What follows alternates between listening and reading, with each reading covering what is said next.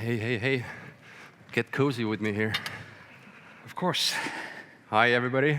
So we kind of thought with Sten that we'll talk a little bit about how investors think, and we don't want to go about it in the old-fashioned way that, hey, Sten, what do you look in a startup, and etc. So we span it around and are talking about why are we saying no majority of the time. And we have a lot of thoughts on that realm, but first a little bit about Sten, because I'm honored to be speaking with you. Luckily, the second occasion in the last few months. But Sten has a very colorful background in the entrepreneurship and investing. So you were working at Skype, then you were an entrepreneur in residence at Andres and Horowitz, founder of Teleport, CPO of Topia, and many other roles in between and during that time as well. But now, investing through partnership with Taavet, and also co-founder of Plural platform, and also a co-founder of NFT Port. So as you can see, I never say no, right? Yes, apparently you don't. So that's what I want to see, that how many things have you basically said no to in order to take these few roles. But you've done a lot of in entrepreneurship and investing as well, so I just wanted to get a little bit of the background of what's your investing background? How much have you been investing in the last few years? Yeah, so my story as an investor started as it often does with founders, that you build something, your friends start the company, then you give them advice or help them with something, and then you say, buy a little bit of stock, and all of a sudden you discover that you become an angel investor.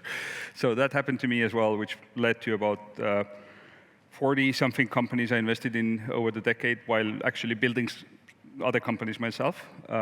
Then last year, when we started Taavet+Sten, then we got a little bit carried away. We did about 100 investments last year, about 50 new companies, which makes like one a week. And then now, starting Plural, we're trying to sort of course correct again. So our aim is that maybe through the Plural structure that Taavet and I both invest in maybe 2 to 4 companies a year, and then really spend more serious time with them. The tickets are larger, there's sort of more of a dedication to the company, and that leads to things like this NFT Port, where I actually led the Series A investment, but as part of that, joined the company as a late co-founder as well, because I intend to spend a lot of energy there. So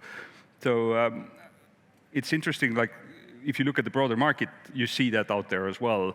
And when you talk to an angel investor versus an institutional investor who does lead Series A or Series B deals, their no saying is at a very, very different rate as well. So I think that's maybe the first learning, is that always sort of try to think how many things that person can humanly do a year, and that gives you some sense of what to expect. But if we think about the topic as well, so you've done quite a few investments, but how many times have you had to say no in order to do those 100-ish investments? I think last year we probably saw somewhere between 800 to 1,000 deals, so it's probably like 9 to 1 ratio of no's. And not all of them turn into no. Like there's this sort of massive river of email flowing by every investor, and there's things that you say no enough that you don't open the email. There are things where you read the email and sort of move on. And then there are things where you actually engage and maybe talk to the founder and have a conversation, look at the deck, and then you realize it's a no. And so there is different staging of those no's as well. Yeah, and so why do you say no majority of the time? What is the main reason why you won't do more, or what's keeping you from saying yes? It is a real mix of things. I think advice to founders, and as a founder, I think the last thing you should do is sort of presume that when you get the no, it was personal no as a personal attack to you as a human being. Right? So usually, not in all cases, but usually there are other things at play. And so it could be something that the phase of the company is not correct. Like, as an investor, that you're looking for certain proof of an idea, or maybe there's a team formed, or maybe there is already the first customer. There's some different investors have a different appetite of how early to do things, but also how late to do things. That maybe the capital needs are so large that with a particular investor, like they wouldn't get the ownership that they would want to have in a company if they invested that late. There could be things that are not about your company. Very typically, like in cases where you get the no and you don't get any context or any reason, it might be that maybe the investor just invested in your competitor last week and just can't tell you yet. Or there is something that is happening in the portfolio that blocks the person. And I think that's a general comment about investors is usually your existing founders take priority. So if there is an investor who has 50 companies in the portfolio, and they fear that there is some sort of a conflict, they usually ask the founders in the portfolio, do you feel threatened or do you feel a conflict, and then behave according to that. So even though you from outside might feel that, okay, you're not competitive, the founders in the portfolio take precedence, and so forth and so forth. So there rarely is one answer.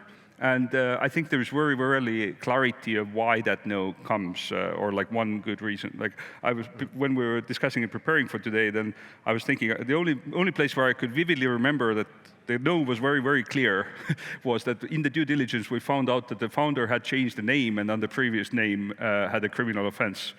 So it's kind of like, then you know why you're saying no. In other cases, you're usually more in doubt. Yeah. So how many startup founders in the crowd? Let me know with your hands. How many of you have gotten a no from an investor? Leave your hand up. So everybody has, pretty much. Anybody get any yeses? Anybody? Oh, okay. Anybody gotten a no from Sten? Anybody gotten a no from me or Superangel? Really? Oh, you see, Sten, you have to say yes more a little bit. Yeah. But you're giving money to anyone, do you?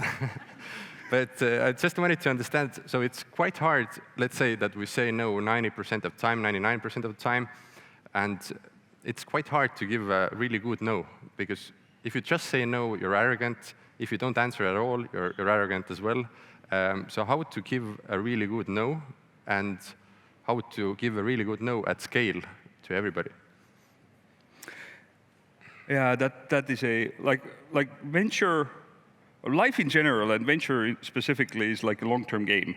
So it's even if it might not be the right company for this investor at this time, especially if like you're talking to a founder in their 20s, there's the old Markus Willig joke that everybody wanted to invest in his next company. So you always want to sort of retain a relationship, build a relationship. And I actually have invested in founders where I said no I invested in a founder last year to whom I said no in 2014. And so he had delivered everything he had promised since then, and I finally invested like 6 or 7 years later. So it's a really long-term game, and I think part of saying a good no is part of this sort of relationship building, and that's the ideal. And I think that's what every investor dreams that they could do. In reality, it depends on like if you have to write 80 emails that day or 2 emails, probably the length and quality of the email differs. And sometimes, like what I try to always do is that when reading the deck, I can immediately realize that, okay, on this slide and that slide, this is the reason or this is the thing that I think is not right. That I capture that and at least put those sort of specific comments like slide 4, this thing, and I don't think this competitor story is convincing, and like give, and that sort of things, because it's, if you're reacting to something that was explicitly presented to you, then it feels more like reflection or a feedback and less of a, it takes less effort than a very deep analysis or writing like 8 paragraphs of sentiment. I found that as well. Then when you even go to raise money from an investor, you sometimes even rather want to ask that, can you look at my slide deck and give me some feedback? Mm-hmm. Not that, would you invest in my company? So it's easier to approach the investor. Basically, you want to always create value. So for you, it's easier to give feedback rather to give a no. Yeah. So what's, for example, for you, like when you receive 10 emails, which are the ones that you throw away first? Like what are the immediate triggers that you don't want to even deal with it? So I think on the paradigm, like on the bigger perspective, everybody has a focus as an investor. So anything that goes out of the focus or you kind of don't look at. And secondly, things which are not personalized to you or mm-hmm. the sender hasn't done any background research about who you are, then you'd rather not read that email, because obviously we get probably hundreds of emails every day. And And then the ones that actually have done a little bit of background research, why you should be the investor in my company, it's easier to actually, like, you have a relationship already built there a little bit before. What do you think? Do you also get these fake personalizations? Yeah, these happen quite a lot lately, I at love LinkedIn those. as well. Yeah. Like you get these email messages, hello, Marko, I noticed you've been an investor in, and then like 8 random things from your history on LinkedIn profile. And because of that, we think we're super relevant. And it's completely something out of this. Like it's machine generated, like fake personalization, and that really turns me off. And one approach what not to do is in my opinion, basically take a list of investor emails and build a newsletter out of, like put them in MailChimp or Smiley or something, and then send your pitch to Smiley. Then when I open an email and I see this is like mass-produced email, which you can unsubscribe from, so you know that this isn't meant only for you, this is meant for everybody. Then you just go down there, mark it as spam or unsubscribe. So yeah. I think the other interesting thing is that very often startups start reaching out when they actually need money. And if you think of it, that's the worst moment to actually start building a relationship, because the clock is ticking, you're nervous, you have this sort of thing, axe hanging above your head, and these conversations that happen that, hey, we're building this thing, this is our plan for the next year, we're thinking of raising money in January, would be great to get your feedback. You start building a relationship, and when the time comes, then the investor can look at what you promised to deliver, what you plan to deliver, and what have you actually made progress with. And it's a way different quality of a conversation. And sort of this quick no worry is out of the picture. Because actually, I think most investors are investors because they're really curious about new things, and that means that they actually want to learn about new things. So making time for interesting people building interesting novel ideas and not pressuring you to get cash next week is actually, I think, a good way to spend time. How important is intro to a founder in perspective of you opening that email and rather saying no than rather saying yes than no after that? That I found extremely different between different countries and cultures. Like in the US, in the UK, in large markets, like completely cold email, it's very, very hard to react to. Like if somebody from London writes to me without any reference of why or how they found me or what, like then it feels more probable that it's like a mass generated based on list of investors in Europe or whatever. At the same time, in Estonia, I think I love this startup scene because it's so cozily small, and so the people, like the metaphor I keep using about this is that if every Estonian startup is trying to conquer the world and is looking at the world, then by definition, everybody's backs are together. So it's like a small circle of people trying to do, everyone does their own thing, but the collective holds together. And because of that, I think it's, if somebody reaches out to another Estonian founder or an Estonian investor, I think that community, like you don't need big formal intros very often just to get engagement, right? And like overall, saying no is a kind of hard thing to do, and it's a lot of tied with pessimism. So when you, but as an investor, you look for opportunities, and you need to be ambitious and forward-looking. So when you say no, majority of the time, would it make you more pessimistic as a person or cynic in that sense? I think one thing that every investor really fears is falling into pattern matching. Like if you say quick no's especially, you usually do it because, okay, I've seen 3 companies in that space. I've seen that, I don't know, founders without engineering degree usually don't build great companies in that space. You go through sort of patterns, and then like most of the really, really large, great, influential, impactful companies in this world look really silly in the beginning. And so if you fall too deep into this pattern matching, then it feels like, okay, you're probably going to miss some great ideas and great people. And that, I think, is more of my fear rather than sort of my own personality change. And it's actually like very often, when you talk to founders as well, like people genuinely feel that the quick no is better than a long silence or a long delay. So usually, I think that's maybe a psychological trick that they try to use, that, okay, if it's a probability is high, I'm going to give a no, let me rather give it today, not like in 4 weeks. So. But what about yourself? Like, do you see yourself changing?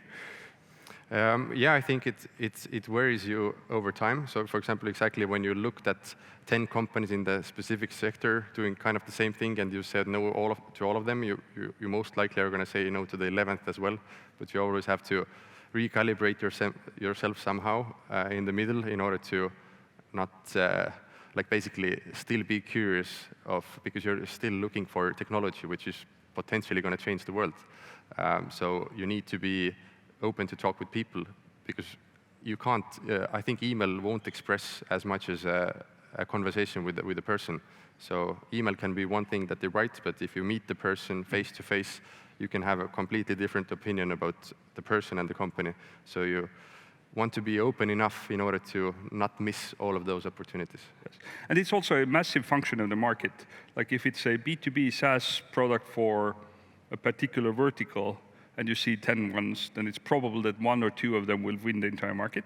But then if you're looking at, I don't know, fusion energy companies, like you can invest in 10 because like the human history has been that no matter how much clean energy you produce, humankind will consume it. So it's sometimes some founders have an advantage there as well. But let's look a little bit behind the no as well. We have this is the last question as well. So what happens after a no? What should founder do after they get the no from an investor?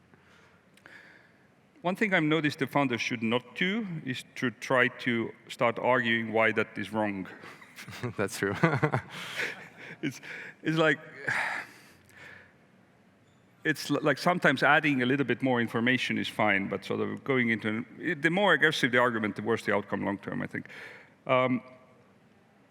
But I think it's still the long game. Like usually per each fundraise, even the best founders, even the best unicorn founders here, they tell you that in the first round they had 90 pitches and got 2 people to write the check. So it is a sort of a long dating game to find the perfect match for this phase of the company in this space with the right investor. And many of the no's actually, you can think of them also that they save you from a bad marriage for the next 10 years. Yeah, and I think you answered it before as well. So you invested in a company who you said no in 2016, and then they delivered until you were interested again. So I think just keep going and try to prove the investor wrong. Exactly. In the long term. Exactly. That's what you should do. Keep building. Thank you. Thank you.